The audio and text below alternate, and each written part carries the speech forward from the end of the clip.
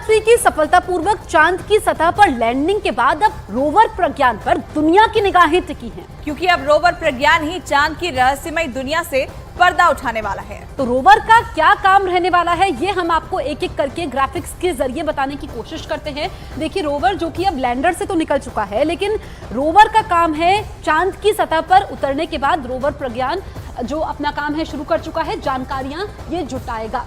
तो रोवर प्रज्ञान की moon walk में अगला स्टेप क्या होगा? रोवर प्रज्ञान चांद पर 14 दिनों तक रहेगा और वहां पर रिसर्च करेगा और ये डेटा धरती पर भेजेगा। 14 दिन तक चांद के दक्षिणी ध्रुव पर रिसर्च करेगा। तो 14 दिन काफी ज्यादा महत्वपूर्ण हो जाते हैं और 500 मीटर के दायरे में रोवर जानकारी जुटाएगा, ये सबसे ज्यादा महत्वपूर्ण है। और देखिए, इस दौरान आपको बता दें कि चंद्रमा की संरचना की जानकारी भी ये रोवर प्रज्ञान जो है वो जुटाएगा, जो अपने काम में लग भी चुका है। बिल्कुल, इसके अलावा चांद पर मौजूद खनिजों का पता भी रोवर लगाएगा। और साथ ही आपको बता दें, इतना ही नहीं, रोवर प्रज्ञान दरअसल भूकंप से जुड़ी जानकारी भी हासिल करेगा या फिर किसी दूसरी आपदा से जुड़ी जानकारी भी वो जुटाएगा। चांद पर तापमान की जानकारी भी रोवर जुटाएगा। तो काफी सारे काम रोवर को 14 दिन के अंदर करने हैं। और इस दौरान आपको बता दें कि प्रज्ञान जो है सोलर पैनल की मदद से चार्ज भी हो सकता है ताकि वो अपना काम जारी रख सके। रोवर प्रज्ञान 50 वॉट तक बिजली बना भी सकता है। तो यानी कि सारी तैयारी इसरो की तरफ से की गई है और मिशन पर लगा हुआ है रोवर। 14 दिन का इंतजार और मिशन मून की कामयाबी पर पूरा देश इस वक्त जश्न मना रहा है। दुनिया भर से देश के लिए बधाई संदेश आ रहे हैं। अब अगले 14 दिन तक रोवर प्रज्ञान चांद की रहस्यमयी दुनिया की जानकारी जुटाएगा। चांद पर रोवर कैसे काम करेगा और उसका दायरा क्या होगा, इसके बारे में न्यूज़ 18 इंडिया की टीम ने एक्सपर्ट्स बालाचंद्रन से बातचीत की। भारत चांद पर पहुंच चुका है, उसके बाद अब आगे क्या होगा? भारत का रुतबा विश्व के स्पेस की दुनिया में कितना बढ़ा है और अब जो प्रज्ञान रोवर है वो किस तरह से आगे काम करेगा और वो जो जानकारी जुटाएगा किस तरीके से वो दुनिया के लिए महत्वपूर्ण होने वाली है। इस वक्त हमारी मौजूदगी नेहरू तारामंडल में है, जहां पर आप देखेंगे एक चंद्रयान-3 का एक रेप्लिका है, एक मॉडल है। देखिए, अब जो घड़ी थी वो हमारे सबसे जो चैलेंजिंग थी वो ये था कि जो विक्रम लैंडर था वो सॉफ्ट लैंडिंग करे। वो लैंडिंग हमने देखी, सॉफ्ट लैंडिंग की, और अब बताया जा रहा है कि जो प्रज्ञान रोवर है वो भी निकल चुका है। हमारे साथ बातचीत करने के लिए मौजूद हैं नेहरू तारामंडल के एक्सपर्ट बालाचंद्रन जी। पहले तो आप ये बताएं कि ये कितनी बड़ी उपलब्धि है और फिर आगे बात करेंगे।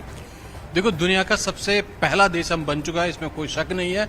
और उसके अलावा चंद्रमा पे कदम करने के दुनिया का 4th कंट्री बन गया है इंडिया। तो दोनों तरफ से भारत के लिए एक महत्वपूर्ण बात है।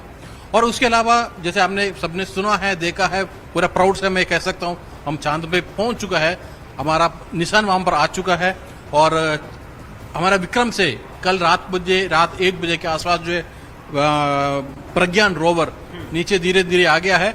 और इतना टाइम इसलिए लगा है क्योंकि ये उतरते वक्त बहुत ज्यादा धूल मिट्टी उड़ गया था, तो वो सेटल होने के लिए कोई टाइम लगना है। इसलिए थोड़ा 1 बजे तक हमने इंतजार किया। जब ये पूरा धूल मिट्टी बैठ गया नीचे, फिर धीरे धीरे ये नीचे आ गया है और अब निको काम शुरू करेंगे। 6-7 घंटे का वक्त इसमें लग गया धूल सेटल होने में।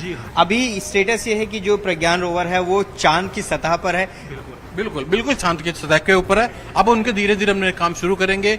सबसे पहले इसमें जो स्पेशल जो कैमरे लगे हुए हैं, और सबसे पहले इनका है जो लैंडर है, लैंडर जो है प्रज्ञान का भी फोटो खींचेगा और प्रज्ञान जो है लैंडर का फोटो भी खींचेगा। और ये दोनों तस्वीर ISRO बाहर अभी भी निकालेगी, अभी बाहर नहीं निकाला, शायद वो 1-2 दिन में शायद। सर, यही वो सबसे महत्वपूर्ण चीज है। महत्वपूर्ण तो पूरा है, ये पूरा चंद्रयान मिशन बहुत इंपॉर्टेंट है, लेकिन ये इसका रोल क्या रहने वाला है? जो प्रज्ञान रोवर है यही इसी तरह से कुछ रोवर है जिसमें ये चांद की सतह पर रन करेगा और क्या क्या जानकारियां इकट्ठा करेगा और वो दुनिया के लिए कितनी इंपॉर्टेंट होगी? मेन जो काम वहां पर जो काम करना है वो सारे प्रज्ञान रोवर को ही करना है, क्योंकि जो प्रज्ञान रोवर से जो भी इंफॉर्मेशन वो देगा, जो भी वहां पर जो एक्सपेरिमेंट वो करेगा, जो पानी का हो, जैसे भी एक्सपेरिमेंट वो करेगा, उनका इंफॉर्मेशन हमें डायरेक्ट नहीं देगा, ISRO को डायरेक्ट नहीं मिलेगा। वो इंफॉर्मेशन वो पास ऑन करेगा लैंडर को, जैसे विक्रम लैंडर को।